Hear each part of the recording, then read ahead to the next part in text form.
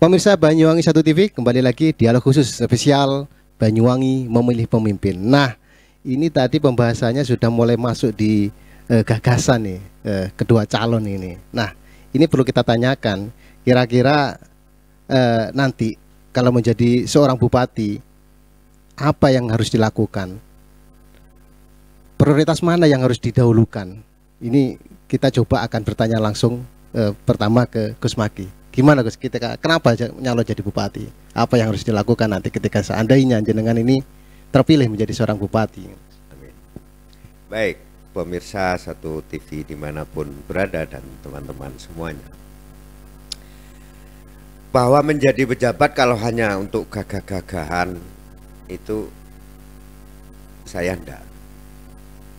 Kalau sekedar hanya ingin gagah-gagahan itu atau hanya ingin popularitas, saya sudah cukup di PCNU dulu itu sudah cukup populer saya itu sudah. Jadi kalau hanya untuk ingin gagah-gagahan itu, mohon maaf saya enggak itu. Nah, bahwa yang ada satu pakem yang saya yakini kebenarannya bahwa keselamatan seorang pemimpin hidupnya itu tergantung seberapa dia perhatian, peduli kepada persoalan yang dipimpinnya. Satu.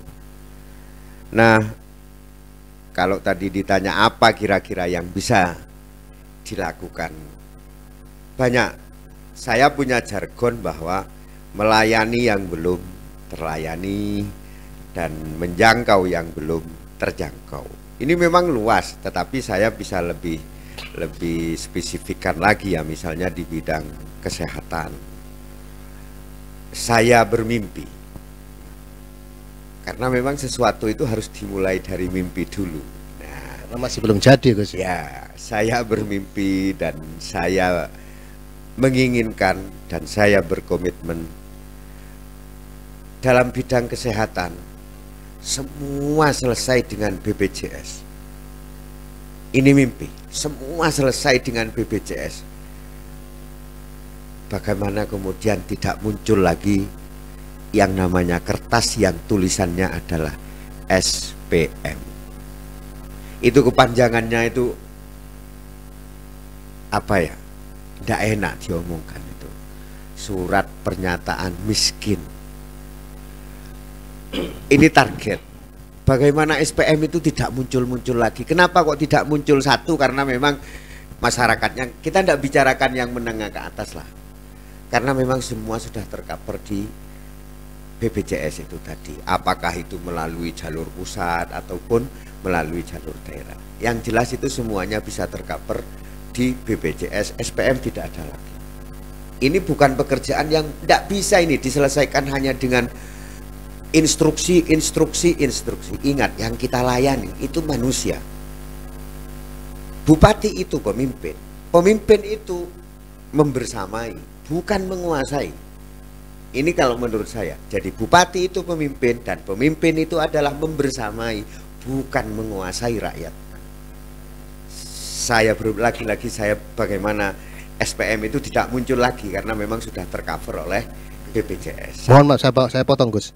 Lah berbicara BPJS, ini kan juga tidak semudah itu semua akan mendapatkan BPJS. Pastinya pemerintah juga akan menghitung keuangan pemerintah daerah, nutut apa tidak. Ini dari mana nanti jenengan kira-kira semua akan terlayani dengan BPJS. Keuangannya yang ada di pemerintah daerah ini cukup apa enggak? Sementara tidak hanya kesehatan saja yang harus dipikirkan seperti itu. Saya sudah sinau lama ini. Saya kalau di bawah sudah sering mengistilahkan begini. Jadi bupati itu ini sorry, maaf saya bukan apa-apa. Bukan kok hal yang sulit, lebih sulit belajar itu apa? Kitab Jurmiyah itu. Oke. BPJS itu yang kelas 3 itu ada 2. Ada yang memang berbayar. Para penikmat itu, para penerima manfaat. Ada yang sebagian disubsidi oleh pemerintah. Tidak mungkinlah semua. Karena yang untuk SPM itu tidak mungkin kelas menengah nyari SPM. SPM itu hanya untuk yang berkaitan dekat dengan BPJS kelas 3. Kalau sudah BPJS dan belum aktif karena juga baru daftar atau punya tunggakan misalnya. Ada loh misalnya BPJS ini karena mestinya harus nyetori tiap bulan. Nah, kalau itu telat nyetori, maka di saat ada keluarga yang sakit, ini nggak bisa langsung digunakan, harus dilunasi dulu. Nah, kita lagi menghitung-hitung semua. Ya tidak mungkin kalau semua masyarakat, kita ya juga tahu lah bahwa amanat undang-undang itu 10% lah. Tentu semua kita ukur lah, tidak sebesar apa. Tapi kan paling tidak SPM ini bila menurut saya sih ukuran. Satu, kalau SPM itu bisa diminimalisir saja, berarti masyarakat itu sadar administrasi. Dua, sadar bahwa kesehatan itu tidak bisa pasif, tetapi memang harus aktif bagaimana mempersiapkan kalau sewaktu-waktu sakit. Ya. Oke, ini Pak Ketua ini. Pak Ketua, ketika nanti jenengan seandainya terpilih menjadi seorang bupati, apa prioritas Pak Ketua yang harus diutamakan? Yang pertama yaitu tentang rakyat miskin. Bisa dicek ketika ada pejabat yang membuat atau mempersulit rakyat miskin, pasti saya di depan. Kayak memotong kemarin dari Kalibaru ada dana bantuan tunai BLT dan lain-lainnya lah yang untuk rakyat miskin dipotong. Saya yang paling getol dan saya ancam jika dilakukan lagi saya akan sendiri yang melaporkan ke kepolisian. Itu. Jadi yang berhubungan dengan ini sudah haknya rakyat miskin, tetapi masih dipotong-potong oleh oknum-oknum yang melakukan seperti itu. Jadi kalau saya diizinkan jadi bupati, memang tujuan saya ke sana karena saya merasakan begitu pedihnya orang yang tidak punya. Karena saya merasakan saya ini berasal dari orang yang tidak punya. Jangan anggap saya ini berasal dari orang yang kaya. Saya justru merasakan sampai umur 17 tahun, sebelum saya bekerja, saya merasakan kekurangan dan kemiskinan itu saya rasakan begitu pedihnya orang yang miskin itu. Sehingga saya tidak mau ada yang membuat rakyat miskin itu diperlakukan tidak adil. Apalagi setelah saya tahu menjadi pimpinan DPRD selama 4 tahun ini, hampir 5 tahun, saya tahu tidak selayaknya lah ya rakyat sekarang diperlakukan seperti ini. Saya mendengar masih banyak rakyat yang tidak bisa makan, banyak tidak bisa sekolah, itu tidak selayaknya. Sehingga saya maju menjadi bupati ini tujuannya itu. Kalau hanya saya sedang menikmati saja, saya cukup wakil ketua DPRD, fasilitas cukup. Saya diberi mobil, saya mendapat tunjangan, saya mendapat gaji, ya sudah cukup. Saya nikmatin. Tetapi saya rasakan bahwa ini tidak mampu. Saya hanya mengusulkan, DPRD hanya mengusulkan, mengawasin, tidak eksekusi. Yang eksekusi itu bupati dan wakil bupati. Kan itu. Nah, saya membuat perda juga dari DPRD juga. Iya kan buat perda, yang melakukan kan bupati. Ya, perda cuma nginget-ngingetin, kadang-kadang nggak ditanggepin ya lolos juga, kecuali kita marah. Nanti ketika kita marah kita dianggap dituduh melawan pemerintahan. Kan itu. Jadi kekuasaan DPR ini tidak seperti dulu dibatasin. Ya kalau mau memang seperti itu siap dihujat, ya kita harus berteriak. Ya sudah. Beberapa kali dulu saya seperti itu ya diperlakukan, ya saya diadu dan sebagainya kan itu. Nah, tapi kali ini saya sudah mantap sehingga saya mohon izin kepada masyarakat Banyuwangi itu untuk maju menjadi calon bupati atau wakil bupati. Oke. Untuk memikirkan rakyat. Oke, ketika Pak Ketua ini lebih asik untuk bisa memberantas kemiskinan kan seperti itu Pak Ketua. Berarti saat ini penilaian Pak Ketua di Banyuwangi angka kemiskinan masih tinggi gitu. Iya. Jadi saya kan sering turun ke lapangan, banyak keluhan-keluhan masyarakat, nggak bisa sekolah, nggak bisa bayar sekolah SMP, itu namanya apa? Kan itu nggak sedikit, kan itu. Masih banyak masyarakat yang miskin, ya kategorikan. Menurut BPS Badan Pusat Statistik Banyuwangi, ya memang dari pusat, itu bahwa kemiskinan itu 7%, kan begitu kan? Dari 7% kurang lebih ya 100 ribuan rakyat yang miskin, kan itu. Kalau mengatasin 100 ribu itu, saya diizinkan jadi bupati dengan Gus Maki, merem saja sudah selesai itu kalau hanya 100. Saya yakin ini lebih dari itu, karena kriteria miskin dan kenyataannya orang yang miskin kurang sejahtera itu berbeda jauh. Saya justru tujuannya itu bagaimana rakyat sejahtera. Banyak saya diprotes, apa sejahtera itu kan luas, begini apa anunya, acuannya sejahtera itu apa, kan begitu. Memang kalau saya jelaskan itu lama, tapi secara spesifik saya katakan begini, saya kepingin rakyat saya itu mau makan ada, makan itu secara umum ya Gus, berapa kali satu hari? Tiga kali, umumnya 3 kali. Kalau 2 itu biasanya orang yang diet, Gus. Ya, ada pagi, siang dan malam, kan itu kan. Itu sudah bisa makan, walaupun nanti bisa 2 kali dengan diet kan, itu bukan persoalan. Yang penting rakyat saya itu bisa makan 3 kali. Entah makan itu kan umum lah. Jangan dianggap makannya berapa, ada 100 ribu per porsi apa. Yang penting bisa makan, tidak kelaparan.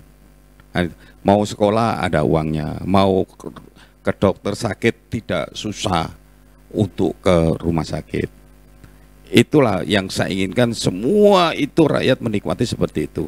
Karena saya yakin tahu dengan kekuatan ekonomi Banyuwangi itu mampu untuk mengentas kemiskinan ke arah sana. Nah, itu.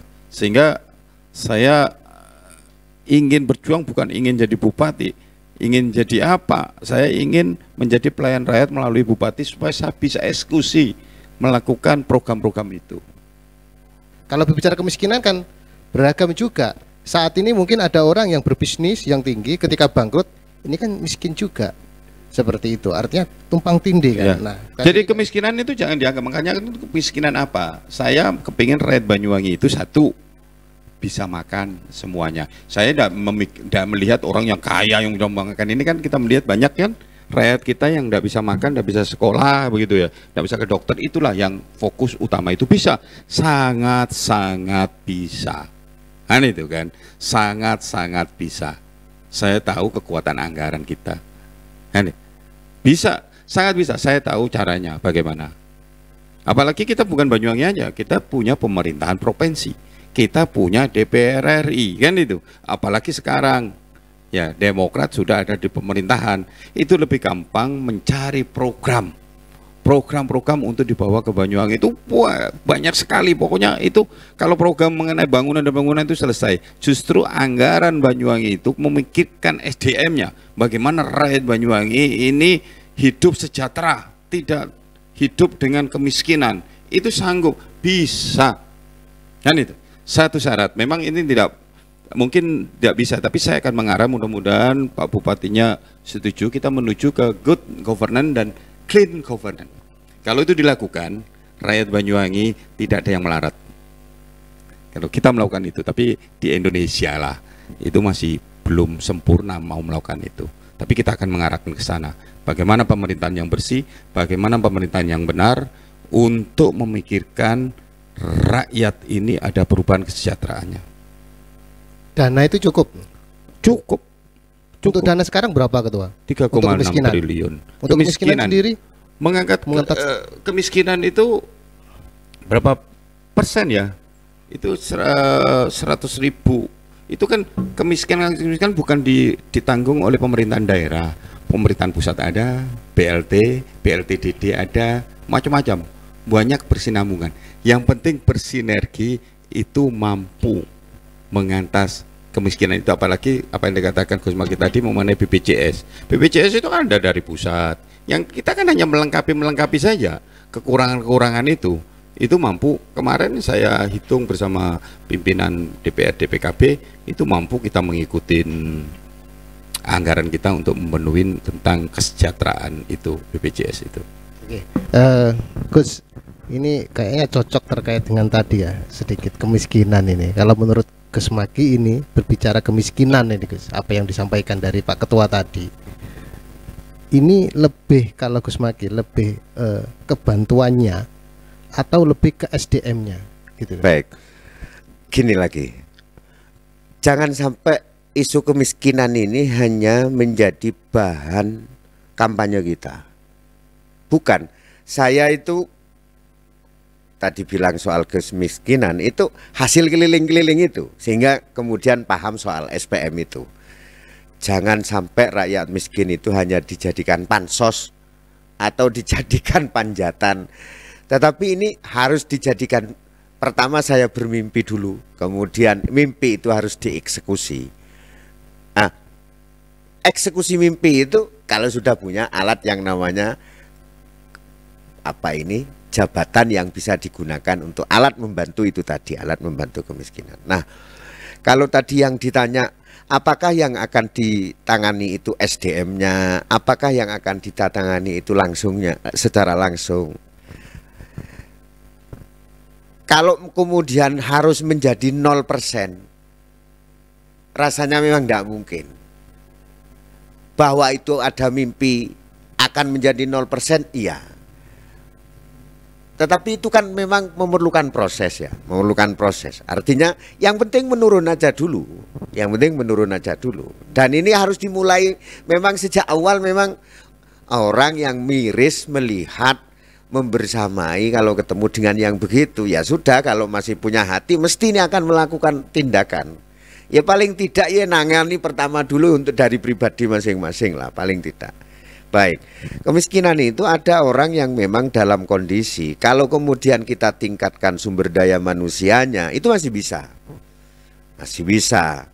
Misalnya dalam sebuah keluarga itu kemudian keluarganya berapa, masih mungkin untuk kemudian ini ditingkatkan skillnya, kemampuannya, kemudian sehingga bisa menanggung beban rumah tangga itu sendiri. Ada yang memang sudah tidak bisa lagi untuk diberi pancing, itu tidak bisa. Ya bisanya ya diberi ikan itu. Nah, bagaimana kemudian yang kemampuannya itu sudah tidak mampu meningkatkan dari sisi SDM, ini juga semakin sedikit, yaitu yang langsung diberi ikan, tidak diberi pancingnya. Kalau yang masih memungkinkan itu untuk dikasih pancing, ya kita kasih pancing. Nah, memang tidak bisa disamaratakan karena memang kondisi tidak sama. Saya itu, kalau tidak percaya ini, saya ini rumahnya Kecamatan Serono, di daerah Dadapan, dekatnya Sasak Besar itu, setelah Gambor itu, di situ ada rumah yang sejak saya kecil ya rumahnya sudah seperti itu. Nah ini saya tidak tahu ini masuk BPS atau tidak, saya juga begitu. Kalau yang pernah saya tahu lagi ini di jalan mau ke Kopen Lamban ini, di sebelah kiri itu berderet rumah yang itu sudah tidak tembok, bukan tembok lah, berderet semua. Sejak saya masih belum menjadi ketua PCNU, saya baru pulang dari pondok, baru pulang dari pendidikan, ya begitu-begitu itu. Nah saya kan tidak bisa mengklaim kemudian menuduh bahwa ini persoalan tidak bisa ada kemajuannya, tidak begitu. Kembali lagi bahwa yang baik ya harus kita apresiasi, bahwa yang kurang baik ya sudah harus kita perbaiki. Begitu saja menurut saya. Tidak mungkinlah para pemimpin itu tanpa jasa itu. Pemimpin itu tanpa jasa itu pasti ada jasanya. Tapi bahwa ya harus objektif juga, kalau misalnya itu yang kurang ya kita ikhtiari perbaiki kalau kita mendapatkan izin untuk menduduki tempat itu. Nah, saya kira kalau ingin lebih teknis lagi masih banyak, tapi kan bupati itu kan paling penting, itu bupati menurut saya kebijakan ngerti lah. Kalau urusan teknis itu ya biar diurus sama kepala dinas lah. Tetapi paling tidak ruhnya ada. Ini memang bupati tidak perlu ngerti detail, tetapi paham plus ruhnya persoalan itu di mana. Ruh persoalan itu seluruh program itu pasti harus mengandung ruh, sehingga program itu bukan program mati sekedar dikasih selesai LPJ sudah tinggal. Misalnya kayak contoh begini, ada orang dikasih bantuan meri, bebek muda, besar, tidak jadi bertelur karena sudah jadi bebek goreng misalnya. Nah, yang begini-begini ini kan tidak bisa diselesaikan hanya dengan apa ya, dengan surat saja, dengan instruksi saja, dengan perintah saja. Membersamai inilah yang penting. Nah, dalam kesempatan kali ini saya ingin menyampaikan, dalam kesempatan yang sangat berbahagia ini, saya mendapat satu kehormatan bisa pertama duduk bersama dengan Pak Michael ini, yang menurut saya adalah orang tangguh, karena setiap pertempuran Pak Michael itu sudah tahu yang diserang itu apa, dan ternyata sampai sekarang masih gagah seperti ini. Ini yang saya cukup mengapresiasi. Nah, sebagai statement yang pamungkas, saya sampaikan bahwa Pilbub ini bukan peperangan. Pilihan bupati ini adalah juga bukan arena untuk sebar kebencian. Satu, pemimpin itu bukan menguasai tapi membersamai. Mari kita ajak masyarakat untuk terlibat aktif dalam Pilbub ini. Kemudian tidak banyak yang golput, tetapi memang menyadari bahwa melalui Pilbub inilah paling tidak pintu gerbang, mikot, entry point untuk bisa ikut cawe-cawe berbuat bagi kesejahteraan dan menolong orang lain. Nah, kalau suasana ini bisa terjaga kondisif, ya ini akan bagus. Nah, nanti gimana finalnya? Sekali lagi finalnya itu di Agustus. Sekali lagi itu finalnya di Agustus. Pak Michael masih berusaha terus, saya juga masih berusaha terus.